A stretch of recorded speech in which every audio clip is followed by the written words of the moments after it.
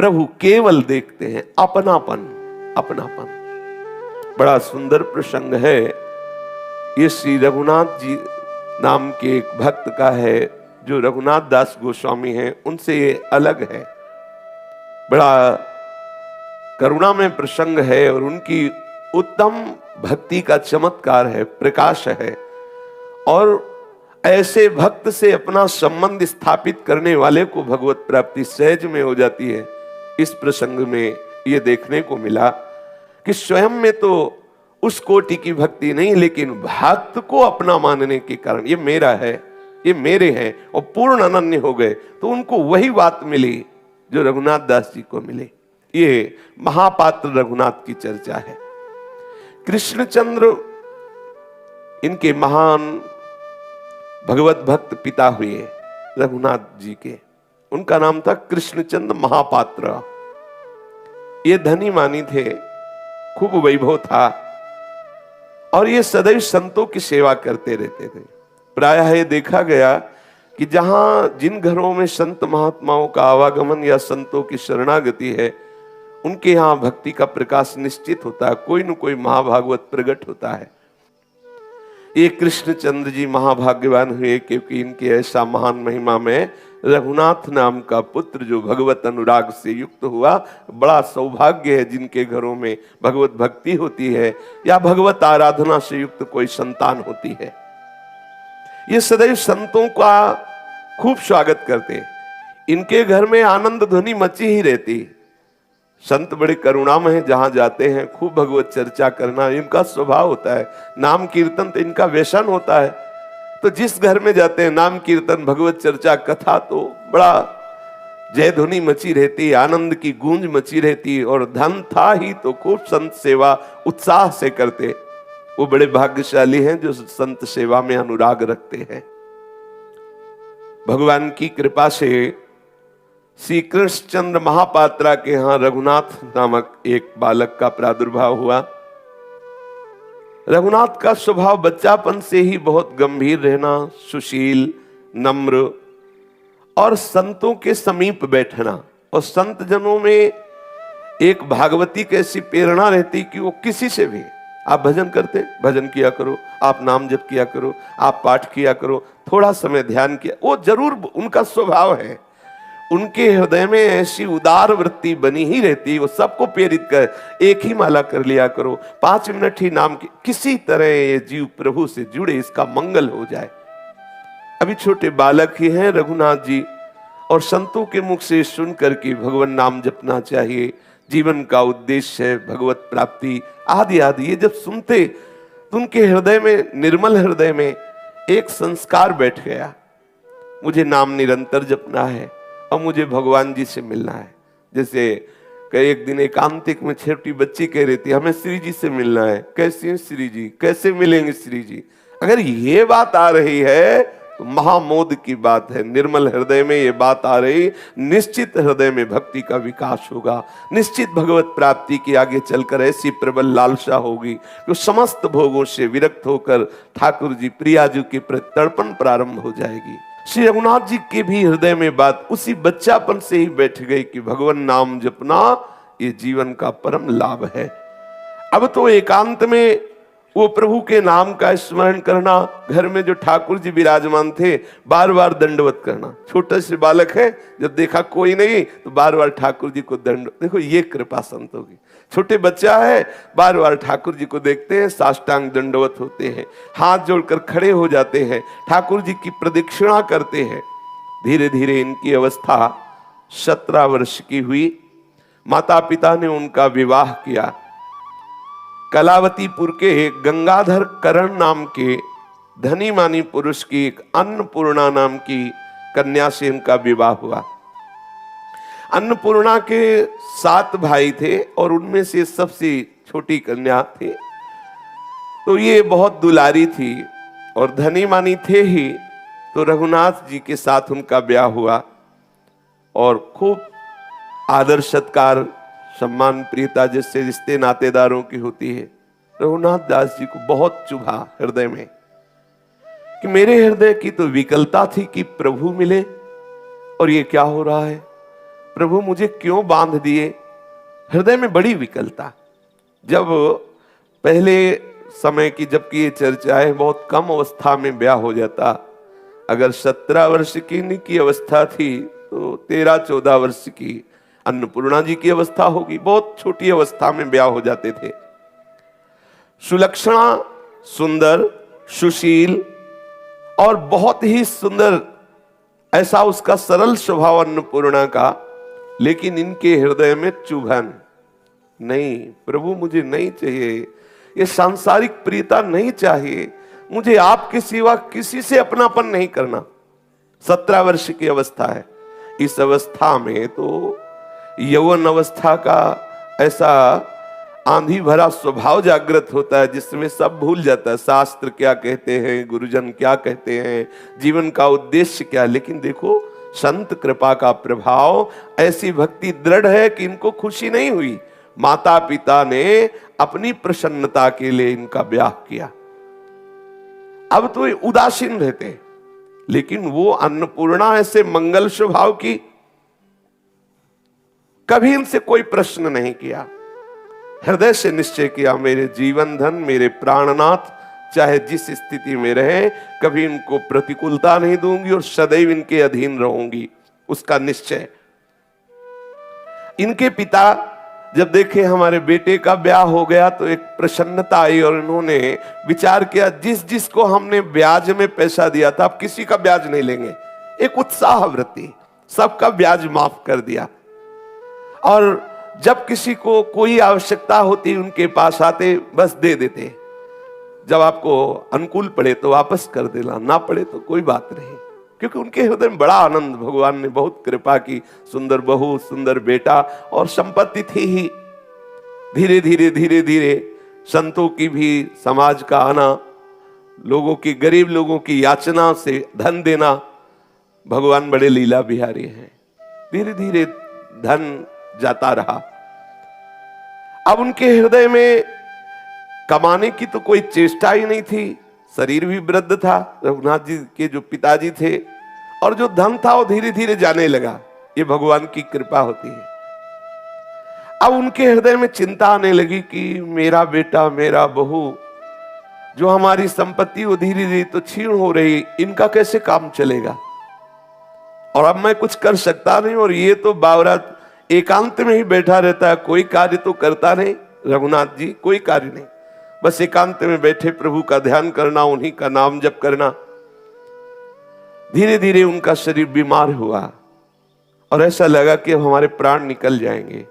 रघुनाथ को समीप बुलाया, मरणासन शैया पे है, और बुला करके कहा, बेटा मैं चाहता हूं कि कभी मेरे नाम का कोई कर्जा न रह जाए। ये जो हमने बहुत धन दिया लोगों को, संत सेवा, अतिथि सत्कार आदि में, तो कभी कहीं हमने किसी से धन भी लिए हैं। तो अगर कोई हमारे मरने के बाद तुमसे कहे कि ये हमसे कर्जा लिए थे तो उसको वापस दे देना, इतना तुम करना, क्योंकि मैं भगवान के समीप जा करके सदैव उनकी सेवा में रहूं। और यहां कोई कोसे कह रहे हो तो हमारा कर्जा लेके मर गया, तो मैं ऐसा नहीं चाहता। और वो मरणासन स्थिति में, मूर्छा स्थिति में ऐसा रघुनाथ जी को आदेश किया। अब भगवान की लीला ही थी और वो पधार गए। उनकी जो मां थी रघुनाथ दास जी की, वो बड़ी पति भक्ता थी। पहले ऐसा था कि पति का वरण करने के बाद पति को ही श्री भगवान के समान मान करके अनन्यता पूर्वक उपासना करती, तो समस्त दिव्य शक्तियां जैसे यति में जागृत होती वैसे सतियों में जागृत हो जाती थी। कुछ ही समय में उन्होंने अपने पति के वियोग होने के बाद अपने प्राणों को त्याग दिया, अर्थात उनकी भी शरीर पूरा हुआ, उनकी भी मृत्यु हो गई। अब जब लोगों को ये पता चला कि वो मरते समय कह गए थे कि जिनका कर्जा हो दे देना, तो जिनके कर्जे नहीं थे वो भी आ जाते हो, बोले हमारा कर्जा था वो दे। यहां तक कि छली कपटी लोगों ने उनका घर भी ले लिया। तो अन्नपूर्णा जो उनकी पत्नी थी, उनके तो पिता धनी मानी थे, अपनी पुत्री को ले गए। आज तक कभी रघुनाथ जी मिले नहीं उससे, घर में ही रहते हुए कभी पति पत्नी के भाव से नहीं। वो बस देख लेती थी मेरे ऊपर, वो हर समय उदास भाव से प्रभु का चिंतन करते। भगवान लीला बिहारी ऐसे हैं कि छली कपटी लोगों ने कि मेरा भी कर्जा था, मेरा भी कर्जा, घर भी छीन लिया उनका। बहू तो चली गई अपने मायके, वो 7 भाई थे तो लिवा गए, यद्यपि वो जाना नहीं चाहती थी फिर भी लिवा गए। अब रघुनाथ दास जी अकेले हो गए। रघुनाथ जी अब तो जहां कोई उन्हें भोजन दे देता, अब उनको कोई चिंता नहीं, बस निरंतर नाम जप करना और भगवत चिंतन में मगन रहना। और ये सिद्धांत हृदय में उतर गया, जाहि विधि राखे राम ताहि विधि रहिए, जोई जोई प्यारो करे सोई मोहि भावे। जैसे प्रभु मुझे रखे, कोई शिकवा शिकायत नहीं। ये देखो कृपा, ये कृपा है। कृपा भगवान कहते हैं जिस पर मैं कृपा करता हूं उसके सारे राग नष्ट कर देता हूं। खत्म। माता पिता अंतर ध्यान हो गए, संपत्ति जो थी वो कुछ बट गई, कुछ छिन गई। आप और पत्नी को ले गए परिवार के जन, उसके मायके वाले, आप अकेले। अब जब कोई भोजन दे देता पा लेते, नहीं तो खूब नाम जप करते, भगवान नाम चिंतन में डूबे रहते। अब जो भगवत मार्ग के पथिक होते हैं उनके हृदय को प्रभु कैसे आकर्षण। अब इनके मन में आया कि यहां गलियों में भटकने से क्या है, प्रभु के किसी धाम का हम आश्रय लें। विचार किया नजदीक कौन धाम पड़ता है, तो कलावती से नजदीक पड़ते थे जगन्नाथपुरी। विचार किया मैं जगन्नाथपुरी जाऊं, वही ठाकुर जी की जूठन पाऊं और अपना जीवन व्यतीत करूं। ऐसी भावना से वो भगवान नाम जप करते हुए भाव में भर करके पुरी के लिए चले, नीलाचलपुरी श्री जगन्नाथ धाम। और वहां जाकर के मंदिर में साष्टांग दंडवत किया और बस दरवाजे की में जो भिक्षुक जन खड़े रहते थे वहां जो उनको मिल जाता उसी से उदर पोषण करते। ऐसा ही कुछ चरित्र श्री पूज्य रघुनाथ दास गोस्वामी का भी आया है कि वो भी वहीं सिंह पौर पर खड़े हो जाते, जो मिल जाता उसी से उदर पोषण। कुछ दिन बाद उसका भी त्याग कर दिया। अब प्रभु से खड़े खड़े दरवाजे पे प्रार्थना करते, प्रभु मैं अनाथ हूं, ना मेरे माता है ना पिता है और ना मेरे कोई भाई है, ना कोई मेरा मित्र है जीवन में, और ना मैंने आज तक किसी को अपना माना है। प्रभु आप मेरे हो, स्वीकार कर लो। हे प्रभु आप मेरे हो, मैं आपका हूं, ये स्वीकार कर लो। बहुत अंदर से विकल हुए सिंह पौर में वहीं जब मंदिर बंद हुआ तो सो गए। तो ठाकुर जी ने स्वप्न में उनसे आकर के कहा कि मैंने स्वीकार किया तू मेरा है। अब तो बहुत आनंद, जब जागे तो बहुत, क्योंकि हमारी प्रार्थना स्वीकृत हो गई। ठाकुर जी ने स्वप्न में कहा कि तुम जिस भाव से मुझे स्वीकार करो, मैंने तुम्हें स्वीकार कर लिया। अब तुम आज से अपने को अनाथ मत मानना, मैं तुम्हारा हूं और तुम हमारे हो। अब तो उनको बड़ा आनंद आने लगा, बड़े भाव से जगन्नाथ जी के दर्शन करते रहते और वहीं सिंह पौर में जो कुछ भिक्षुकों के साथ उनको मिल जाता उसी से उदर पोषण करते, फटा पुराना वस्त्र अपने शरीर में डाले। अब तो किसी की कोई चिंता नहीं, कोई अब अंदर से कोई आकांक्षा नहीं, कोई संबंधी नहीं, दृढ़ भावना ऐसी भाव में भर करके विश्वास पूर्वक कातर भाव से प्रभु को पुकारते रहते, प्रभु का नाम कीर्तन करते रहते। प्रभु के कृपा प्रसाद से उनके हृदय में एकमात्र भगवत भक्ति रह गई, केवल भक्ति का ही पूर्ण राज्य हृदय में। अब जब ये कुछ जगन्नाथपुरी से यात्री जन गए तो जो अन्नपूर्णा के पिता थे, माता थे और 7 भाई थे, वो धनी मानी थे और बहुत ही कठोर बुद्धि के थे। उन लोगों को जब ये कुछ लोगों ने बताया कि जगन्नाथपुरी में हमने देखा कि तुम्हारे जो जामाता है ना, दामाद, फटे पुराने कपड़े पहने वहां भीख मांगते हैं, वहीं दरवाजे में देखा जगन्नाथ जी के। तो आपस में अन्नपूर्णा के माता पिता ने विचार किया कि हम अपनी पुत्री को क्यों जीवन भर ऐसे बैठा ले रहे, वो तो भिखारी है, उसका सब कुछ नष्ट भी हो गया है और हम तो धनी मानी है, हम दूसरा विवाह अपनी पुत्री का करते हैं। बिना उस अन्नपूर्णा से सलाह लिए उन्होंने उनका ब्याह तय किया वहां के राजमंत्री के पुत्र से। और वो जानता था कि इसका ब्याह हो गया, पर बहुत सुंदर सुशील स्वभाव की थी और वो बहुत ही गंदे स्वभाव का था, जो राजमंत्री का बेटा था। वो राजी हो गया ब्याह करने के लिए। अब पिता की ये बात जब अन्नपूर्णा के कान में पहुंची धीरे धीरे कि हमारा दूसरा विवाह हो रहा है राजमंत्री के लड़के से, अब तो वो बहुत कांप गई। उसने कहा ऐसे कैसे हो सकता है? ठीक है हमारे पति हमसे कभी बोले नहीं, ठीक है हमारे पति के पास धन नहीं रह गया, ठीक है हमारे पति भिक्षावृत्ति से जगन्नाथ जी के दरवाजे पर बैठे रहते, लेकिन है ना मेरे प्रीतम, है ना। जब है तो मैं दूसरे को कैसे स्वप्न में भी स्वीकार कर सकती हूं? ये निष्ठा। अब तो हृदय व्याकुल होने लगा कि ये कैसे धूर्त हमारे माता पिता हैं। माता पिता तो व्यभिचार प्रवृत्ति से बचाते हैं बच्चों को, और ये हमें व्यभिचारी बनाना चाहते हैं। हमारे पति हैं, जब है तो दूसरा पति कैसे स्वीकार किया जा सकता है? अब वो हृदय में बहुत ही दुखी, अंदर से अस्वीकार करे, पर 7 भाई माता पिता कैसे वो बोल। पहले बहुत ही गंभीर सौम्य स्वभाव के बच्चे होते थे, उत्तर देने में बहुत ही संकोच, और फिर स्त्री शरीर। गंगाधर और मंत्री पुत्र दोनों ने ये दृढ़ निश्चय कर लिया कि अब विवाह पक्का, फाल्गुन शुक्ला पंचमी तिथि तय हो गई। अन्नपूर्णा ने जब ये सब बातें सुनी तो विचार किया और जगन्नाथ जी का स्मरण किया। प्रभु ऐसा कैसे हो सकता है? मेरे पति आपकी शरण में और मुझे दूसरे के साथ जाना पड़े। मैंने निश्चय किया है कि जिनसे मेरा ब्याह हुआ वही मेरे प्रीतम है। प्रभु आप ही मेरी रक्षा कर सकते हो।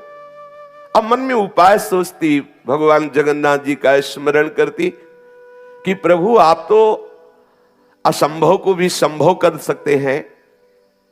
हे प्राणनाथ, क्या मेरे पति के जीवित रहने पर मैं दूसरा विवाह करूं? ये क्या उचित होगा? ये क्या धर्मयुक्त होगा? और प्रभु मेरे हृदय में किंचन मात्र ऐसी आकांक्षा नहीं, इसलिए मुझे बचा लो। मैं इन लोगों से वैर विरोध नहीं कर सकती। नाथ, जो जो भी विपत्ति में पड़ा आपने उबारा। मेरे अंदर तो भक्ति भी नहीं है, भजन भी नहीं है, पर तुम्हारी महिमा सुनी। प्रभु आप कृपा करो, किसी भी तरह मुझे बचा लो इस भारी विपत्ति से। मैं कभी भी व्यभिचार प्रवृत्ति से युक्त नहीं होना चाहती। पति के होते हुए हमें दूसरे की तरफ आंख उठा के देखो, ऐसा स्वप्न में नहीं हो सकता। देखो कैसी निष्ठा। हे विपत्ति से उद्धार करने वाले, संसार समुद्र से पार करने वाले, हे करुणामय कृष्ण, हे जगन्नाथ मुझ पर कृपा करो। अंदर ही अंदर वो प्रभु से प्रार्थना करने लगी। रात दिन बैठे बैठे घुटती। अब उसे खाना पीना अच्छा नहीं लगता, बोलना चलना अच्छा नहीं लगता। रातों जग करके जगन्नाथ जी को पुकारती रहती, कोई ऐसा उपाय कर दो जिससे मेरा ब्याह रुक जाए। एक दासी थी जो अन्नपूर्णा को मां की तरह दुलार किया था। धाय मां उसे कहते हैं, प्रकट करने वाली मां और उसकी सेवा करने वाली धाय मां। बड़े घरों में सेविका रूप से आजीवन दासी भाव से जो रहती थी, वो धाय मां के समीप गई और उसकी गोद में बैठकर कहा कि मां मुझे बचा लो। मैं अपने धर्म से भ्रष्ट नहीं होना चाहती, और ये दुष्टता का रूप लिए हुए मेरे माता पिता मंत्री के पुत्र के साथ ब्याह निश्चय कर चुके हैं फाल्गुन शुक्ला पंचमी को। कोई उपाय बताओ, नहीं तो आपसे सच्ची कहती हूं मैं आत्महत्या कर लूंगी, लेकिन किसी दूसरे को छूने भी नहीं दूंगी। धाय मां ने कहा, बेटी तू चिंता मत कर, मैंने तुझे पाला पोसा है। कोई न कोई नीलाचल नाथ जगन्नाथ जी महाराज कोई न कोई उपाय जरूर करेंगे, आप तो निश्चिंत रहे। दासी एक दिन विचार करते हुए निकली और मोहल्ले में पता लगाया। बहुत बड़ा नगर था कलावती। मोहल्ले में पता लगा कोई जगन्नाथपुरी जा रहा है क्या, तो उसको पता लगा कि कुछ लोग जगन्नाथ जी के दर्शन करने जा रहे हैं। वो आई और अन्नपूर्णा से कहा कि बात बन गई, जगन्नाथ जी के दर्शन करने अपने ही मोहल्ले के कुछ भगत लोग जा रहे हैं। आप एक पत्र लिखो और वो पत्र रघुनाथ जी को ढूंढ कर दे देंगे, और वो आ जाएंगे तो ब्याह रुक जाएगा। वो रोक सकते हैं, वो तुम्हारे पति हैं, वो आ जाएंगे तो अपने आप समाज है, समाज सब साथ हो जाएगी और तुम्हारा ब्याह रुक जाएगा। उसने एक पत्र लिखा, हे प्राणनाथ, हे जगन्नाथ, मैं आपको प्रणाम करती हूं। मेरे प्रीतम आपकी ही शरण में है, मैं उनकी दासी हूं। आगामी फाल्गुन शुक्ला पंचमी के दिन राजमंत्री के पुत्र के साथ मेरा विवाह होना निश्चित किया गया है। यदि आपने कृपा न की और आकर के विवाह न रोका तो मैं निश्चित कहती हूं उसी शाम को आत्महत्या कर लूंगी, लेकिन अपने पातिव्रत धर्म से मैं विचलित नहीं होने वाली। समय तक आपकी बाट देखूंगी, यदि आप आए नहीं तो मैं अपने शरीर को नष्ट कर दूंगी, प्राण त्याग दूंगी। ये धर्मवान जो निष्ठावान जन है वो इंद्रिय जन सुखों के लिए अपने धर्म का त्याग नहीं करते। अन्नपूर्णा ने दासी के हाथ में, धाय मां के हाथ में पत्र दिया। धाय मां पत्र लेकर के उनके पास गई जो पुरी दर्शन करने जा रहे थे। हाथ जोड़ करके कहा कि ये पत्र उनको देना है। सुना है कि वो सिंहपौर में दरवाजे पर रहते हैं, भिक्षुक वेश में, उनका रघुनाथ नाम है। ये पत्र उनको आप दे देना, बहुत कृपा होगी, किसी का जीवन बच जाएगा यदि आप पत्र वहां तक पहुंचा देंगे, और बहुत तुम्हारा उपकार मानेंगी और जगन्नाथ जी तुम पर बहुत कृपा करेंगे, क्योंकि एक दैन्य भाव से जो भगवत चरण आश्रित यहां है उसकी रक्षा हो जाएगी। वो भक्त हृदय उन लोगों ने कहा आप चिंता मत करो, जगन्नाथ जी के दर्शन करके अब हमारा दूसरा कार्य यही रहेगा, रघुनाथ जी को खोजना। कहीं भी जगन्नाथपुरी में है तो जब तक वो मिलेंगे नहीं, उनको पत्र नहीं दूंगा, तब तक वापस नहीं आऊंगा, आप चिंता मत करो। बड़ी सहानुभूति प्रकट की, उन लोगों ने भरोसा दिया और वो पुरी के लिए रवाना हुए। माघ महीना के शेष होते होते वो पुरी पहुंच गए। कई दिनों तक दर्शन करके वो खोज करते रहे, क्योंकि कुछ समय के लिए रघुनाथ दास जी वहां आते और जो कुछ मिलता लेते और एकांत में समुद्र किनारे बैठ करके भगवान नाम जप करते। तो एक दिन अकस्मात मंदिर के सिंह पौर पर उन्होंने देखा फटे पुराने वस्त्र, मलिन वेश और ओठ हिल रहे हैं, भगवान नाम चल रहा है। पूछा तुम्हारा रघुनाथ नाम है? उन्होंने कहा जी। तो उन्होंने कहा तुम्हारी पत्नी ने पत्र दिया है। विचार किए कि जगन्नाथ जी के सिवा मेरा तो कोई है नहीं, पर अगर वो जगन्नाथ धाम में पत्र भेजा है तो जगन्नाथ जी के लिए ही है, इस भावना से ले लिया और पहले प्रभु को अर्पित किया। ऐसे देखो प्रभु ये पत्र आया है, जैसे निमंत्रण से नरसिंह जी को आया तो पहले निमंत्रण ठाकुर जी के चरणों आपके लिए आया, हम तो दास है, हमारा क्या। ठाकुर जी ने निमंत्रण में जो जो लिखा था वैसे ही पूरा भात भरा। वैसे ही उपासक को हर प्रसंग से शिक्षा लेनी चाहिए। अपने पास कोई संबंधी नहीं है, हमारे संबंधी श्री प्रियालाल हैं। कोई भी निमंत्रण, कोई भी व्यवहार पहले ठाकुर जी के सिंहासन में, कोई पत्र आया है पहले ठाकुर जी, फिर सेवक रूप से आप उसको देख सकते हैं। पहले अपने आराध्य देव वो जाने, उनका निमंत्रण, उनके संबंध से हमारा जाना आना हो सकता है, मिलना हो सकता है, हमारा सीधा संबंध प्रभु से। श्री रघुनाथ जी ने पत्र से जगन्नाथ जी को दिखाया, देखो पत्र आया है। फिर उन्होंने पढ़ा, पढ़ते ही चित्त व्याकुल हो गया, क्योंकि मेरी पत्नी इसलिए व्याकुल नहीं हुआ। एक जीव जो इस शरीर से संबंध मानता है और यह शरीर प्रभु का शरणागत है और वो आत्महत्या कर लेगा, इस बात से वो व्याकुल हो गए। और अब फाल्गुन शुक्ला पंचमी के केवल 10 दिन शेष रह गए हैं, और पुरी से अगर पैदल चला जाए तो 1 महीना का रास्ता है, पहुंच नहीं सकता। अगर हम भागें भी तो नहीं पहुंच सकते, और वो शाम तक आत्महत्या कर लेगी अगर उस तिथि को ना पहुंचे। क्या करूं? थोड़ी देर विचार करने लगे, फिर एकदम प्रसन्न हुए, जो जगन्नाथ जी चाहेंगे वही होगा। पत्र हमने उनको दिखा दिया। मनोरथ कल्पद्रुम तो जगन्नाथ जी हैं, कृपा सागर हैं, विपत्ति नाशक हैं, उनको जैसा उचित होगा वो करेंगे। एकदम निश्चिंत हो गए। थोड़ी देर के लिए चिंता बड़े बड़ों के हृदय में आ जाती है।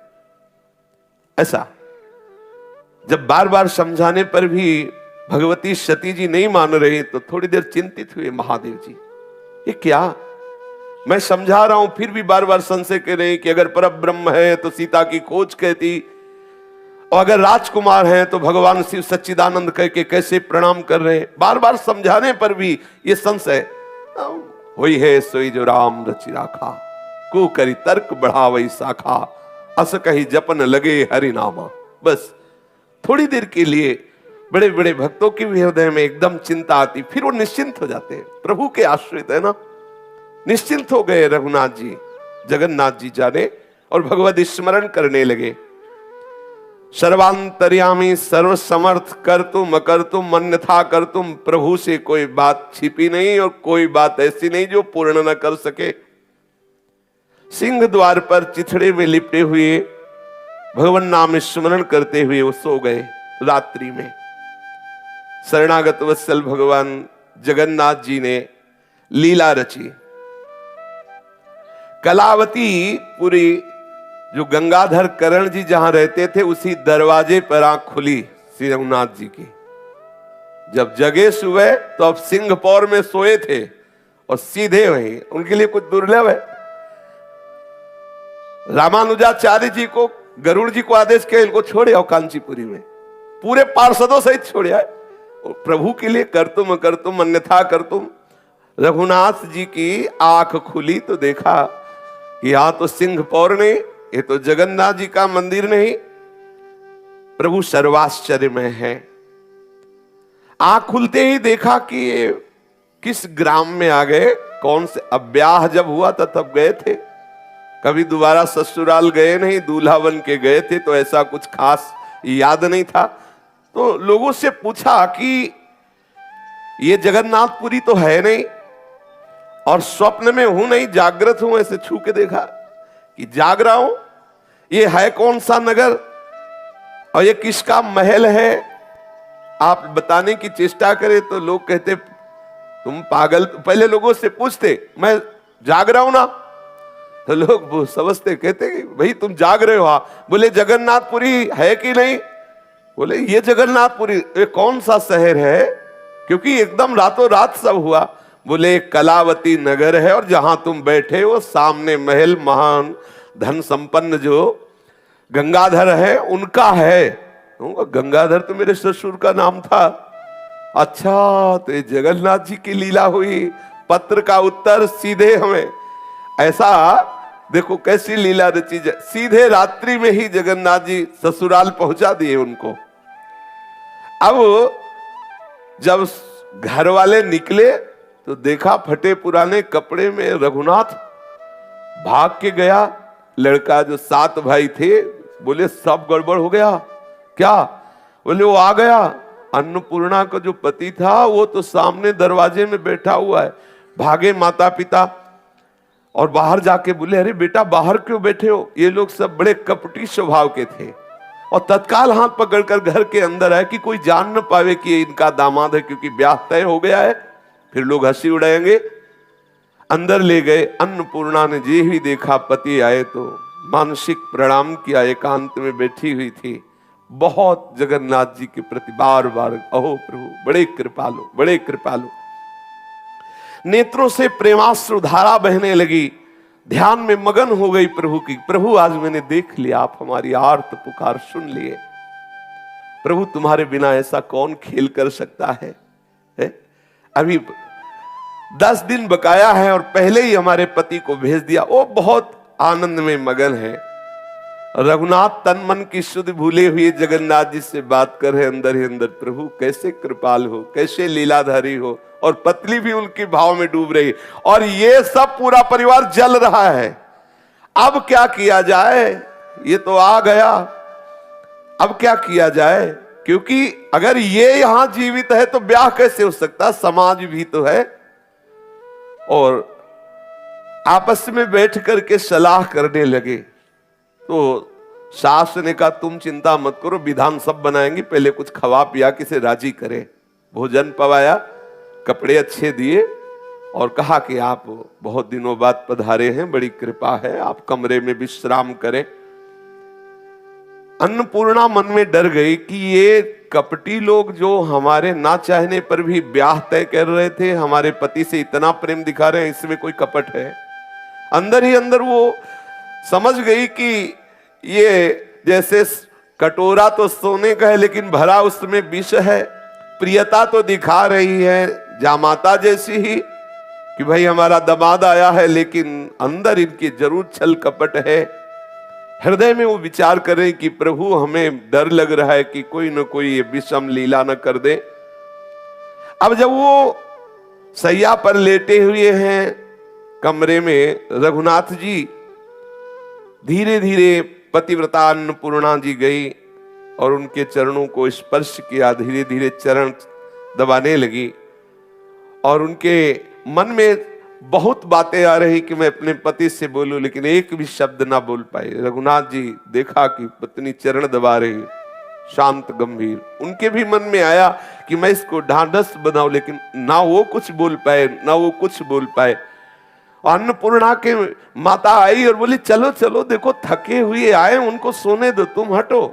और बेचारी बहुत लज्जा संकोच से उसको हाथ पकड़ करके अन्नपूर्णा का ले गई एकांत कमरे में, तू यहां बैठ, दामाद को सोने दे। और वो समझ गई कोई न कोई इनकी ऐसी मंत्रणा होगी जिससे हमारे पति की हानि हो। एक कोठरी के कोने में गंगाधर, उसकी पत्नी और 7 पुत्र मिलकर विचार किया क्या किया जाए, इसको रात में मार दिया जाए। तो उन्होंने कहा अगर ऐसे मारोगे तो अन्नपूर्णा हल्ला मचा देगी, कोई ऐसा उपाय करो जिससे अन्नपूर्णा भी न जान पाए ये मर जाए, और सुबह हम लोग ये कह देंगे कि काले सर्प ने काट खाया और ये मर गए, और फिर कोई बात नहीं होगी, फिर तो ब्याह हो ही जाएगा, वो तो तय ही है फाल्गुन शुक्ला पंचमी को। अब वो सलाह षड्यंत्रकारी माता पिता और भाइयों ने किया और बहुत ही तीक्ष्ण विष मंगाया गया, और संध्या काल के जो भोजन की तैयारी थी, सुंदर सुंदर पुआ, खीर, पूड़ी और मिठाई, सब में विष मिला दिया। देखो कैसी पाप मूर्ति ये परिवार के जन है, सब में विष मिला दिया कि इस भिखारी को मार दो और उस राजमंत्री के पुत्र के साथ जो ब्याह तय है, हमारी पुत्री का ब्याह हो जाएगा। वो समझ गई कि कुछ ना कुछ तो गड़बड़ है।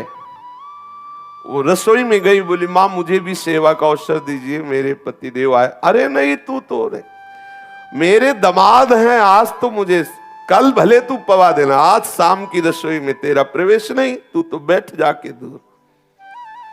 ना तो पति से मिलने दे रही है ना रसोई में आने दे। अब उसको पक्का विश्वास हो गया, तो उसने धाय मां से कहा कि तुम कृपा करो, हमें किसी तरह संकेत मिलना चाहिए कि इन लोगों का क्या षड्यंत्र हो रहा है, कोई न कोई तो है, मेरा हृदय कह रहा है कुछ न कुछ तो ये गड़बड़ कर रहे हैं, कुछ न कुछ मेरे पति का अहित करना चाहते हैं। अब धाय मां तो दासी थी, उसके लिए तो कोई रोक था नहीं। वो धीरे से वहां की सब रसोई के रहस्य को जान करके आई और कहा बेटी ये तो बहुत बड़ी निंदनीय बात है कि तुम्हारे माता पिता और भाई मिलकर बहुत तीक्ष्ण जहर इस स्वादिष्ट भोजन में मिलाया गया है और ये सब तुम्हारे पति को मारना चाहते हैं। अब तो घबरा गई, हिम्मत की कि जो कुछ भी हो पति के प्राणों की रक्षा करनी चाहिए। गई, दौड़ पड़ी उसकी मां, रसोई में प्रवेश होते ही रोक दिया, अरे तुम क्यों आ रही हो? तो उनका मां मेरी भी इच्छा है, कुछ ना कुछ तो मेरी भी सेवा लगे ना, मेरे पति आए हैं, मेरी इच्छा है ना ना।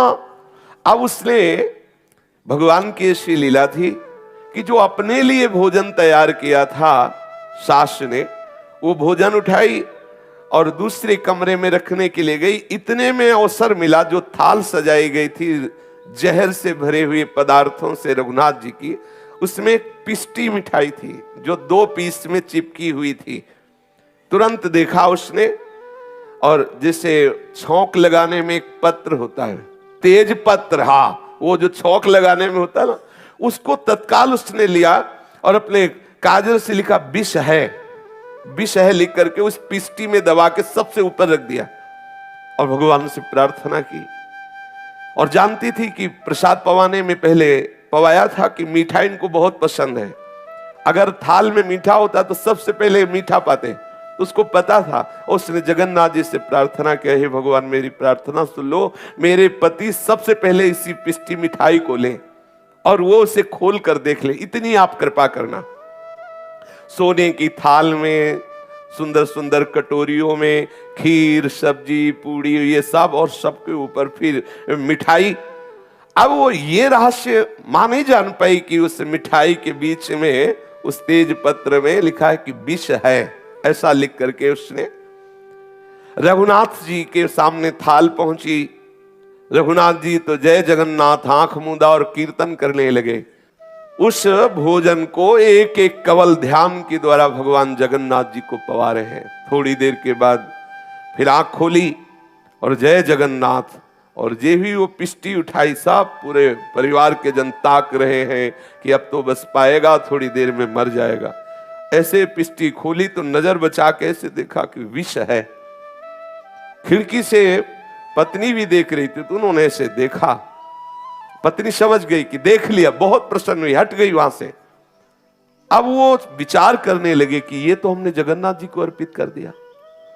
जो वस्तु जगन्नाथ जी को अर्पित कर दिया, जब प्रभु को भोग लगा दिया, अपने लोग हो तो कह दे कोई साक्षात थोड़ी लगाया, तो भावना में लगा है, हम नहीं पाएंगे, जहर है इसमें। लेकिन निष्ठा, उन्होंने कहा जब हमने जगन्नाथ जी को पवा दिया, मेरे प्रभु ने पा लिया, तो फिर क्या, मरना तो एक बार है ही ना। हम प्रभु को अर्पित किए हुए प्रसाद को नहीं छोड़ सकते। प्रभु को तो लगा दिया भोगो, अब कहे कि इसमें जहर है, फिर ऐसा नहीं। जय जगन्नाथ पाना प्रारंभ किया। जैसा पूर्ण पाया जाता है वैसे ही पाते पाते शरीर नीला होने लगा, क्योंकि जहर था ही। आंखों के सामने अंधकार छाया, मुरझाई गिर। अच्छा, वो अन्नपूर्णा जी इसलिए प्रसन्न है कि पति ने पढ़ लिया, आप काहे को खाएंगे, वो तो चली गई प्रसन्न होकर, भगवान ने मेरी बात सुन ली। और वो माता पिता भाई सब बिल्कुल खड़े हैं। पूरा प्रसाद जिसे पाया जाता, पाते ही आंखों के सामने अंधेरा छाने लगा, शरीर नीला पड़ने लगा, गिरे और प्राण निकल गए। जब उनको दुष्टों ने देखा कि मर गए तो धीरे से दरवाजा लगा दिया और कि थोड़ा और रात्रि हो जाए, फिर हम हल्ला मचा देंगे कि देखो दामाद को सांप ने काट खाया और ये मर गए, तो अन्नपूर्णा भी कोई शंका नहीं कर पाएगी, फिर हम इनको दफना देंगे। ऐसी भाव बड़े प्रसन्न हुए वो सास ससुर और वो भाईजन की, बढ़िया हमारी जो षड्यंत्र था वो पूरा हुआ, हमारी बात पूरी हो गई, अभी मर जाएगा, अब राजमंत्री के साथ ब्याह होगा। अब वो विष का प्रभाव पड़ा, पूरा शरीर नीला हो गया। जब सबको प्रसन्न देखा तब उसके मन में आई, अन्नपूर्णा के मन में, उसने धाय से कहा कि तुम दौड़ के देखो क्या बात है, ये प्रसन्न क्यों है। धाय ने कहा एक खुसुर खुसुर आपस में बात कर रहे हैं, हमें लगता है कोई षड्यंत्र इनका काम कर गया। उसने विचार किया कि जब मेरे पति मेरे सामने पढ़ के देख लिए थे विष है, फिर वो खाएंगे क्यों, जब खाएंगे नहीं तो कोई ऐसा षड्यंत्र इनका चलेगा नहीं। धाय से कहा तुम दौड़ के कमरे में झांक के देख के आओ। तो एक दीपक जल रहा था, उसमें देखा पूरा शरीर नीला, फेन निकला हुआ, आंखें खुली, भाग के आई और कहा गजब हो गया, उनका शरीर नीला है और हमें लगता है उनके प्राण निकल गए हैं। अब तो विकल हो गई, ऐसा क्यों हुआ, क्योंकि हमने तो लिख दिया था इसमें विष है और पति ने पढ़ भी लिया था, ऐसा क्यों। वो भाग के गई और खिड़की से झांक करके देखा तो पति को निष्प्राण देखा। अब तो कांप गई और जगन्नाथ जी से कहा कि आपके होते हुए प्रभु ऐसा कैसे हो गया, हे दीन बंधु, हे पतित पावन, ऐसा कैसे हो गया। प्रभु आप तो सर्व समर्थ हैं और हमने लिख के भी आपकी प्रेरणा से दिया और उन्होंने आपकी प्रेरणा से पढ़ा भी, फिर ऐसा कैसे हो गया। बहुत अंदर से बहुत वो दुखी है, विकल हो रही है। फिर अन्नपूर्णा एकांत में बैठ करके आर्त भाव से प्रभु से प्रार्थना करे, हे कर तुम अकर तुम अन्यथा कर तुम सर्व समर्थ स्वामी, आपके लिए विष को अमृत कर देना क्या कोई आश्चर्य की बात हो सकती है। मेरे प्रीतम को बचा लो, हे प्राण प्यारे मेरे प्रीतम को। अब वो बार बार एकांत कमरे में बैठती, बार बार आती, हिम्मत नहीं पड़ रही कि अब करे तो क्या करे, क्योंकि देखती है कि पति पधार गए और ये दुष्ट जन आनंदित हो रहे हैं। उसके हृदय में अंधकार छा रहा, क्या करूं। चारों ओर अपने आप को निर्बल देख करके वो आर्त भाव से प्रभु को पुकारा, हे जगन्नाथ कृपा करो, हे करुणा में कृपा करो। तो वर्णन आया है कि भेरी का शब्द 4 कोस तक जाता है और वज्र का भीषण जो गर्जना होती है वो 48 कोस जाती है, लेकिन भक्त की पुकार समस्त लोगों को भेद कर भगवान के हृदय तक पहुंचती है। आर्त भाव से जब इस देवी ने पुकार की तो अखिल विश्व के स्वामी श्री ठाकुर जी महाराज रुक नहीं सके। तत्काल देखा कि कमरा प्रकाशित हो गया।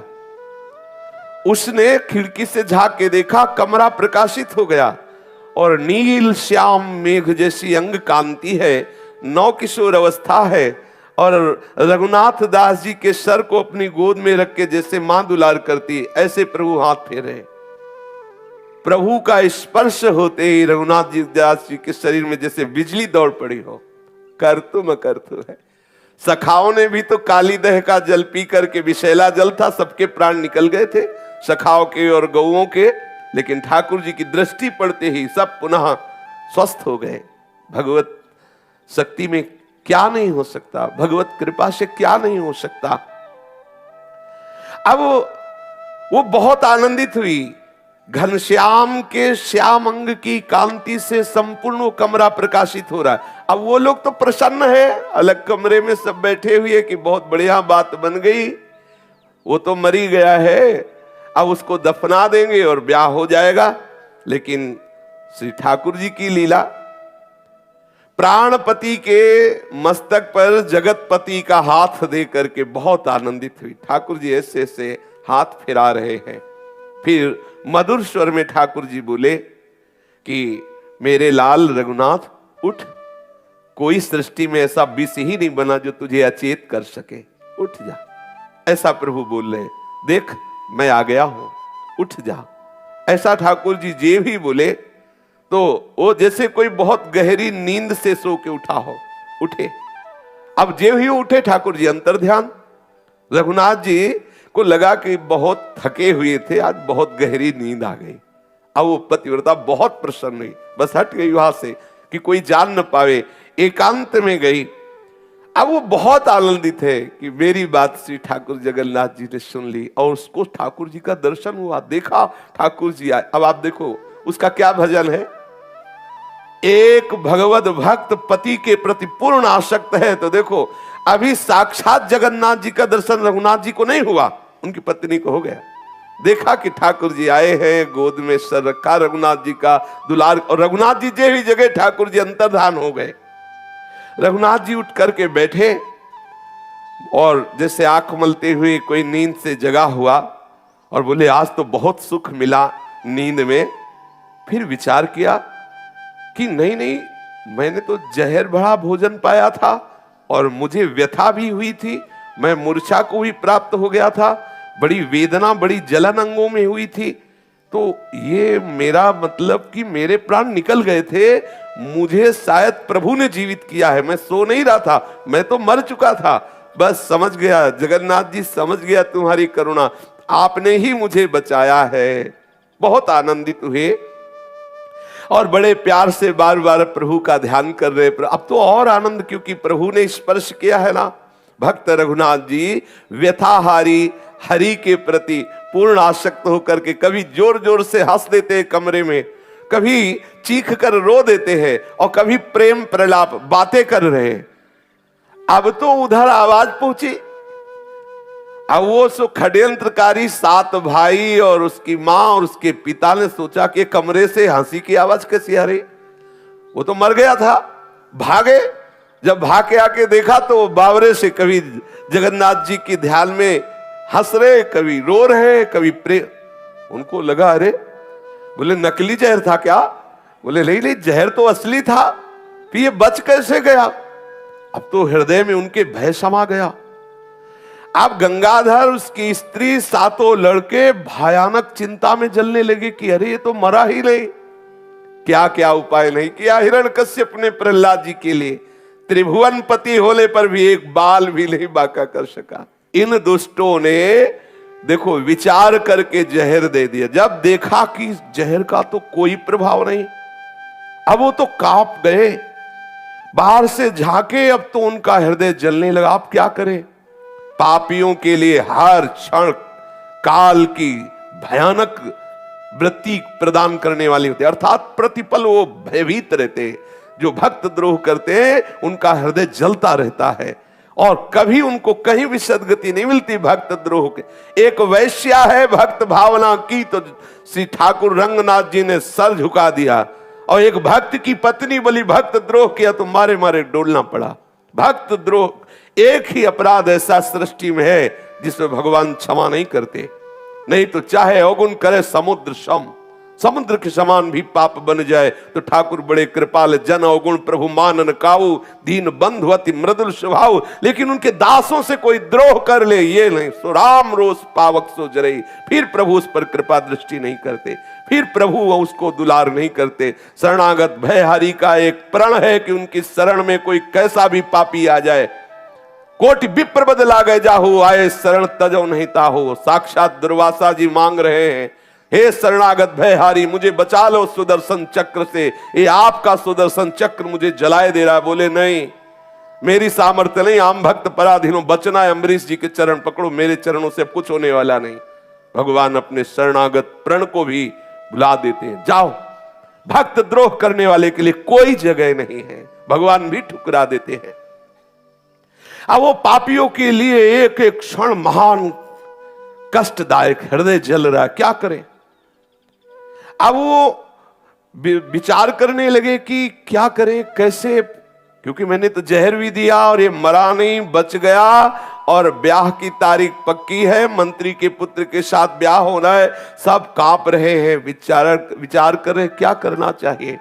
और इधर जय जगन्नाथ, जय हरि, जय जगन्नाथ, जय हरि, ये तो नाम कीर्तन करते, कभी नाचते, कभी हंसते, कभी गाते हैं। रघुनाथ जी तो आनंद में मगन है और ये सब जल रहे। इनका हृदय एक तो अपराध बन गया, दूसरी बात ऐसी कलुषता की भावना करने वाले को कहीं शांति मिल सकती है क्या। भक्त तो झूम रहा है और ये सब जल रहे। अब उनके हृदय में आया कि ये कोई मामूली आदमी नहीं है जो जहर खा करके भी जिंदा है। तो सबने में इशारे से विचार किया, इसी के पैर पकड़ो, फिर कोई बाद में चाल चली जाएगी, पहले तो पैर पकड़ो। सब गए, चरणों में सब प्रणाम किया और कहा कि मेरे से गलती हो गई, मुझे क्षमा करो। श्री रघुनाथ जी ने प्रसन्न मुद्रा में कहा, इसमें आपका कोई दोष नहीं, जगन्नाथ जी कृपालु हैं, मेरा कोई कर्म भोग था जिसको पवित्र करने के लिए आप लोगों के द्वारा भगवान ने ऐसी चेष्टा कराई। ये देखो, हो सकता है मैंने पूर्व जन्म में किसी को जहर दिया हो, तो आपके द्वारा प्रेरित होकर जगन्नाथ जी मेरे पाप कर्म को निवृत्त कराना चाहते, इसलिए मुझे आप लोगों से जहर दिलाया, इसमें आपका कोई दोष नहीं। ये भक्त का हृदय, वो मेरा कर्म भोग था, आप निश्चिंत रहिए, मेरे हृदय में आपके प्रति कोई भी दोष बुद्धि नहीं है, ये सब जगन्नाथ जी की लीला है। अब आप आनंदित रहिए, मैं आपके प्रति तनिक भी द्रोह भाव नहीं कर रहा हूं, ऐसा। और आप लोग मुझे दरिद्र नीच के प्रति अगर ऐसा भाव रखते हो कि इसके पास तो कुछ है नहीं, लड़की दुख पाएगी, दूसरे के साथ ब्याह कर दे, तो यदि अन्नपूर्णा राजी हो तो आप ब्याह कर दो, अगर ना राजी हो तो फिर ऐसा अपराध मत करो, मैं तुमसे प्रार्थना करता हूं। अब मैं जबरदस्ती नहीं कह रहा, यदि वो राजी है तो आप कर दो, अगर नहीं राजी है तो आप ही छोड़ दो, मैं जगन्नाथ जी ले जाऊंगा उनको, जगन्नाथ जी के पास ही रहेंगे, वहीं भिक्षा मांग करके पाएंगे, आप ऐसा ना करो। इसके बाद रघुनाथ दास जी जपने लगे भगवान नाम, उन लोगों से बोलना बंद कर दिया। वो सातों पुत्र सहित गंगाधर पीछे लौटे और विचार करने लगे कि क्या करें, अब क्या करें। रघुनाथ दास जी ने जो हमसे कहा तो क्या करें, अब अन्नपूर्णा तो राजी है नहीं कि दूसरे के साथ ब्याह करे। रघुनाथ दास जी ने उनके जो दिए हुए कपड़े थे उतारा, अपना फटा चद्दर ले आओ, ऐसे ओढ़ा और जा करके दरवाजे के बाहर बैठ गए और कहा, यदि अन्नपूर्णा राजी ना हो तो आप तुरंत उसे बाहर निकालो और हम उसको लेकर जगन्नाथपुरी जाएंगे, अगर वो राजी हो तो तुम ब्याह कर दो, मैं जगन्नाथपुरी चला जाऊं। वो बाहर जाकर के विराजमान हुए। गंगाधर बहुत कुछ विचार करने लगे, पुत्रों सहित अंदर गए, अब क्या किया जाए। अन्नपूर्णा अब तक तो शांत बैठी थी क्योंकि प्रभु उसके पति जीवित हो गए थे। अब उसने विचार किया कि मैं बाहर निकलकर अपने दुष्ट माता पिता से कह दूं कि अब तुम्हारे रोके नहीं रुकेंगे, लेकिन वो पहले ही उसके कमरे में ताला लगा दिया गया था, बाहर से ताला लगा दिया गया था। अब तो जब दरवाजा खोला तो बाहर से बंद, वो अंदर छटपटाने लगी, गंगाधर ने अन्नपूर्णा का आकर जो वो खड़बड़ाने लगी तो सोचा कहीं कोई बाहर न सुन ले, तो दरवाजा खोला और अंदर जाकर उससे कहा, अन्नपूर्णा तो इस भिक्षुक राह के भिखारी जिसके पास एक पैसा भी नहीं, तो उसको अब भी पति मानती है? हम लोगों के पास क्या नहीं हो, वो राजमंत्री है, सब सुख भोगेगी, काहे को भिखारी के साथ मरना चाहती है? उसके हृदय में मानो किसी ने छुरी मार दी हो। उसने कहा कि तुम लोग कितने अभागे हो जो अपनी पुत्री के धर्म का नाश करना चाहते हो। तुम पिता हो, तुम्हें संकोच नहीं आ रहा ऐसा बोलते हुए कि मेरा पति है और तुम दूसरे पुरुष के पास जाने के लिए कह रहे हो? अभी तक मैं क्षमा करती रही, ध्यान देना अगर मैं अपने स्वरूप में आ गई तो नष्ट कर दूंगी तुम्हें, क्योंकि सती में सामर्थ्य होती। द्रौपदी जी ने यही कहा था कि कोई सभा बता दे, यदि मैं निर्दोष हूं, मेरे पति निर्दोष हैं, तो मैं अपनी दृष्टि से सभा को भस्म कर सकती हूं। मैं केवल इसीलिए शांत हूं कि कहीं मेरे पति मेरे को हार तो नहीं गए, कहीं ऐसा ना हो कि मेरे पातिव्रत धर्म से अधर्म हो जाए। नहीं तो मेरे में इतनी सामर्थ्य, किसी से सहयोग मांगने की जरूरत नहीं, मैं पूरी सभा को भस्म कर सकता। कांप गई पूरी सभा का। धृतराष्ट्र तत्काल हाथ जोड़ के बोला, बेटी वरदान मांग, पातिव्रत धर्म में बहुत बड़ी सामर्थ्य है। आज वो क्रोधित होकर के बोली कि अरे तू पिता है, पति होते हुए मुझे व्यभिचार के लिए आदेश कर रहा है, दूसरे पुरुष के लिए।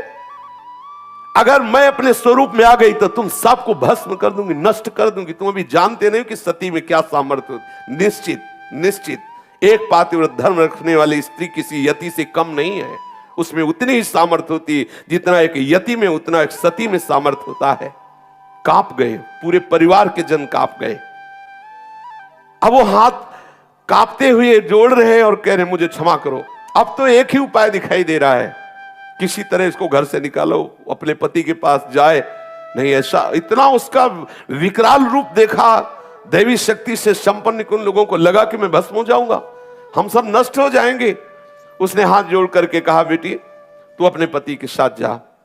रघुनाथ का प्रभाव तो देख ही चुके थे, जहर का भी प्रभाव, अन्नपूर्णा का ये रूप देखकर साक्षात दैवी शक्ति से संपन्न। अब तो वो सब हाथ जोड़ के कहने लगे, तुम जाओ अपने पति के साथ। गंगाधर ने कुछ प्रसन्नता प्रकट करने के लिए अन्नपूर्णा को कहा कि ये धन ले लो। उन्होंने कहा मुझे नहीं चाहिए, तुम्हारा एक कौड़ी धन नहीं चाहिए। और अपने पति के चरणों में प्रणाम किया और कहा, चलो प्रभु, मुझे कोई सुख सुविधा, मुझे किसी भी तरह के संसारिक घर की जरूरत नहीं, जहां आप हो आपके चरण ही हमारे लिए सब घर है। अन्नपूर्णा पति के चरणों में प्रणाम करके उसके साथ चल दिया। शीघ्र चलिए, ऐसे पापियों के बीच में एक मिनट भी यहाँ नहीं रुकना। ये दासी हर तरह से तैयार है, हर कष्ट सहेगी, पर आपके चरणों के समीप रहेगी।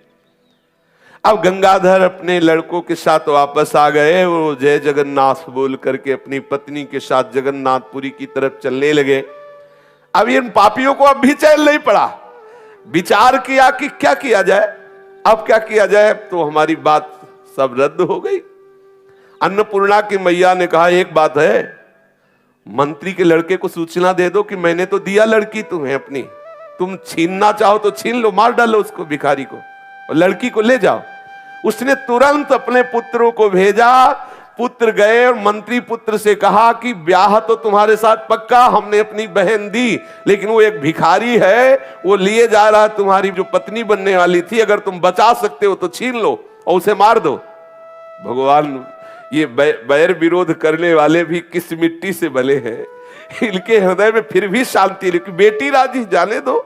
लेकिन फिर अब तो वो दुष्ट था ही, गलत प्रवृत्ति वाला था, राजमंत्री पुत्र था। उसने तत्काल सैकड़ों घुड़सवारों को आदेश किया, अस्त्र शस्त्र से सुसज्जित हो जाओ, और एक घोड़े पर वो स्वयं सवार हुआ और चला। अब घुड़सवारों की चाल और पैदल की चाल, नगर के बाहर ही देखा कि वो आगे जा रहे हैं पत्नी को लिए हुए रघुनाथ जी। घोड़ों की टाप सुनकर के अन्नपूर्णा पीछे मुड़ के देखा तो सैकड़ों घुड़सवार और वो राजकुमार, वो देखते ही डर गई और चिल्लाकर कहने लगी, ये नीच बदमाश लोग आ रहे हैं, प्रभु कैसे रक्षा करोगे मेरी।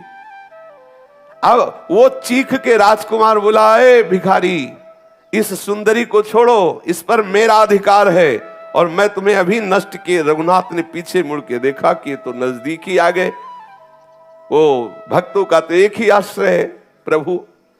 उसने अपनी पत्नी से कहा रघुनाथ जी ने कि अन्नपूर्णा तुम निर्भय रहो, हम जानते हैं जगदीश को, बहुत कृपालु हैं, बहुत सामर्थ। अरे बोले अब ये आ गए, देखो ये आ गए और ये आपको मारेंगे और हमें ले जाएंगे, अब कैसे बच पाएंगे? बोले फिर भी आप निर्भय रहो, हम जानते हैं प्रभु हमारे बहुत लीला विहारी है, बहुत सामर्थ्यशाली है, तुम्हें बिल्कुल नहीं डरना चाहिए। उसने कहा कि मैं आपको छोड़कर इन दुष्ट के साथ नहीं जाना चाहती, ऐसे दुष्टों का एक क्षण भी हम संग नहीं करेंगे, प्रभु मुझे बचा लो। रघुनाथ जी जोर से हंसते हुए बोले तुम डरती क्यों हो? हमारे स्वामी की सामर्थ्य को तुम जानती नहीं हो? अरे विपत्ति क्या है? भक्तों के लिए विपत्ति क्या है? भक्तों के लिए विपत्ति नहीं है, विपत्ति सच्ची वही है जो भक्त नहीं है। कहे हनुमंत विपत्ति प्रभु सोई, जाओ तो सुमिरन भज, हमारे लिए विपत्ति नहीं, तुम चिंता मत करो। अब वो तो घबरा करके सी रघुनाथ जी का हाथ कस के पकड़े हुए है, और उधर सामने से दो घुड़सवार अत्यंत तेजस्वी अस्त्र शस्त्रों से सुसज्जित, रफ्तार से बिजली की तरह चलने वाले घोड़ों में बैठे हुए हैं दो। वो नजदीक आए, इधर रघुनाथ की तरफ एक घुड़सवार, इधर एक घुड़सवार। कहा तुम चिंता मत करो, मैं तुम्हें देखकर ही समझ गया कि तुम विपत्ति में फंसे हुए हो। हम दो के लिए पूरे त्रिभुवन के आ जाए घुड़सवार तो भी काफी है, हम दो इनके ऊपर भारी रहेंगे, तुम चिंता मत करना। अब पीछे से वो जो मंत्री का पुत्र सैकड़ों हजारों घुड़सवारों के साथ था, उसने देखा कि लाखों घुड़सवार उसके साथ है, दो ही है और ये साक्षात नर नारायण भगवान है, और दिव्य अस्त्रों से सुसज्जित है, सर्वशक्ति संपन्न। उसको दिखाई दिया कि लाखों घुड़सवारों ने आकर के सुरक्षा कवच बना लिया है रघुनाथ और रघुनाथ की पत्नी का। तो वो एक कदम भी आगे नहीं बढ़ा, भयभीत होकर ही भाग गया। पुरी तक साथ गए, पुरी के तक साथ गए भगवान नर नारायण घोड़े पर सवार। अब तो एक अद्भुत आनंद दोनों के हृदय में, इधर इधर दोनों तरफ सुरक्षा के स्वरूप में लिए हुए प्रभु चल रहे हैं, अस्त्र शस्त्र, और बीच में रघुनाथ और उनकी पत्नी। जब जगन्नाथपुरी आई तब उन्होंने कहा तुम जाओ, क्योंकि हमें अब दूसरे कार्य करने हैं, और चिंता मत करना, जब कभी कोई आवश्यकता हो तो बुला लेना, आप जहां याद करोगे मैं आ जाऊंगा। तब तक वो समझ ही नहीं पाए थे कि थे कौन। जब चले गए तो समझ में आया कि ये तो भगवान नर नारायण थे, ये तो साक्षात भगवान करुणा करके आए। दोनों गए और जगन्नाथपुरी में सिंहपौर पर रहने लगे, अर्थात वही रात्रि में रहते, जो भिक्षा मिलती पाते। किसी धनी मानी ने जब परिचय जाना कि सब कुछ छोड़ करके ऐसे आए हुए, तो जगन्नाथ जी के मंदिर के दक्षिण की तरफ एक भवन खरीद दिया। दोनों पति पत्नी वहां रहने लगे और भगवान नाम कीर्तन करते हुए जीवन व्यतीत किया। शरीर पूरा हुआ और भगवत धाम को प्राप्त हुए। जरूरी नहीं कि कोई क्रिया प्रधान हो तभी आप भक्त कहे जाएंगे। केवल प्रभु से अपनापन, केवल संबंध, और प्रभु के संबंध से भी श्रेष्ठ है प्रभु के जनों का संबंध। अगर प्रभु के जनों का संबंध हो जाए तो सीधे प्रभु उसके अधीन हो जाते हैं। इसीलिए भावे माई जगत भगत भजनी, सर्वांतःकरण से प्रभु को अपना मान लो। चाहे आप किसी भी कुल के हो, चाहे आप पढ़े लिखे हो या ना पढ़े लिखे हो, निर्धन हो, धनवान हो, क्रियावान हो, निष्क्रिय, कैसे भी आप हो, यदि प्रभु को अपना मानोगे तो सच्चिदानंद प्रभु का निश्चित दुलार प्राप्त होगा। प्रभु बहुत कृपा सिंधु हैं, वो मिलने के लिए तैयार है। आप मिलने के लिए राजी हो जाइए। शेष चर्चा आगे। श्री राधा वल्लभ लाल की जय।